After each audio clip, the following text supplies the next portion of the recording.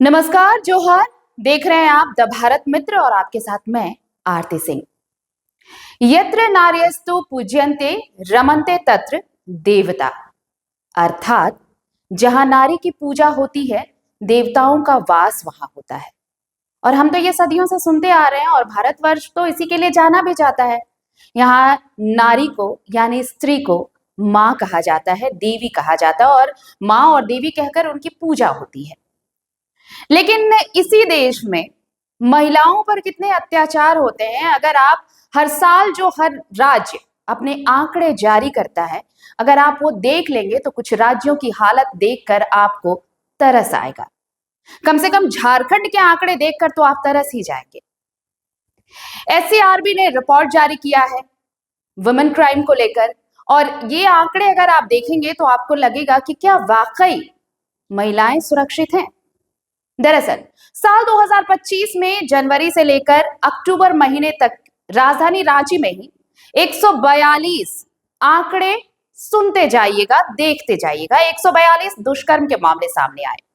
और इन 10 महीनों में आपको बताएं कि दहेज हत्या और भी कई आपराधिक मामले हुए जिसमें बढ़ोतरी होती गई।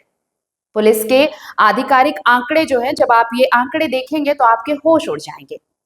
और ये आंकड़े सबसे सेफ कैपिटल होने का दावा करने वाली पुलिस पर बड़ा सवालिया निशान भी खड़े कर रही है।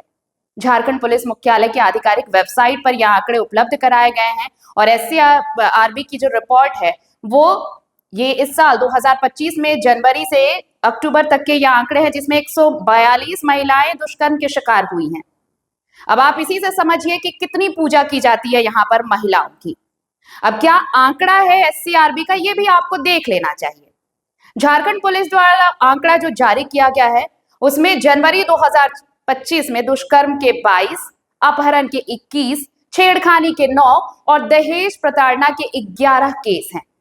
इसके साथ ही जून में सबसे ज्यादा दुष्कर्म के मामले सामने आए हैं। वहीं किडनैपिंग के 10, छेड़खानी के 16 और दहेज हत्या के 10 मामले हैं। अब आप समझिए कि इस पूरे मामले के बाद एक और बचता है दहेज प्रताड़ना, इसके भी 12 केसेस आए।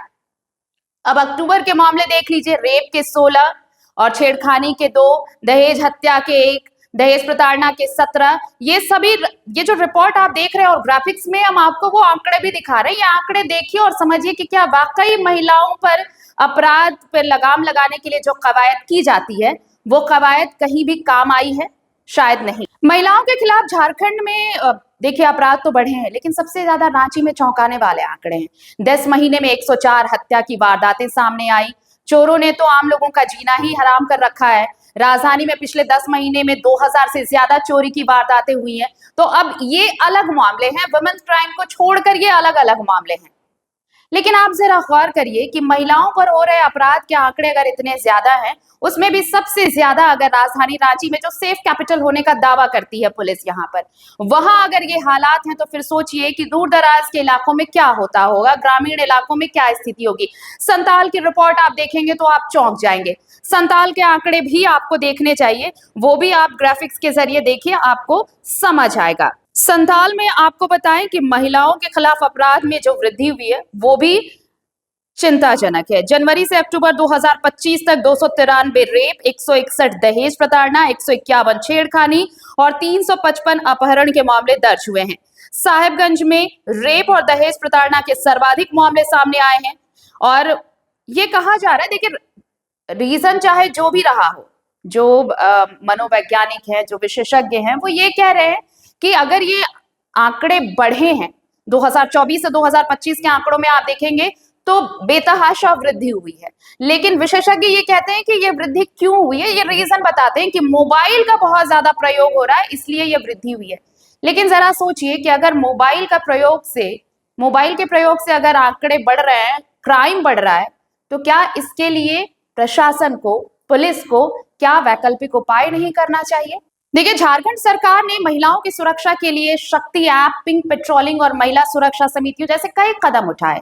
कई शिक्षण संस्थानों में महिला गार्ड की तैनाती और प्रोजेक्ट सहयोग के तहत कानूनी सहायता और परामर्श जैसी योजनाएं भी लाई गई ताकि आपात स्थिति में महिलाओं को फौरन मदद मिल सके। लेकिन क्या ये सारी चीजें काम आई हैं? क्या शक्ति ऐप अभी भी फंक्शनल है? क्या बाकी प्रोजेक्ट्स जो हैं वो वाकई आपात स्थिति में काम आ पाए हैं? इन सारी चीजों की भी एक बारी जांच तो होनी चाहिए, एक बार रिव्यू तो होना चाहिए कि क्या जो महिलाओं की सुरक्षा के लिए योजनाएं लाई गई हैं, ऐप लाए गए हैं, प्रोजेक्ट्स लाए गए हैं, वो फंक्शनल हैं भी या सिर्फ कागजों में ही हैं। अगर फंक्शनल होते तो शायद 2024 के मुकाबले 2025 में बढ़े आंकड़े ये इसकी गवाही नहीं दे रहे होते कि ये कितना काम कर रहे हैं। अब इससे यही अंदाजा लगाया जा सकता है कि चाहे सरकार या प्रशासन कुछ भी, कितनी भी कवायद कर ले, कागजों में कितनी भी योजनाएं लाई जाएं, लेकिन आपकी सुरक्षा आपके हाथ है।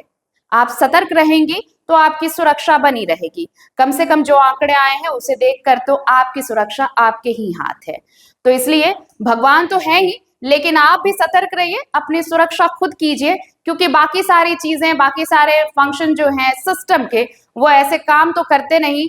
हालांकि कागजों में बहुत कुछ है, लेकिन महिलाओं के लिए कितना कुछ है ये आंकड़े साबित कर रहे हैं। और वो आंकड़े हमारे नहीं है, ये SCRB के हैं जो झारखंड पुलिस मुख्यालय ने अपने आधिकारिक वेबसाइट पर डाले हैं।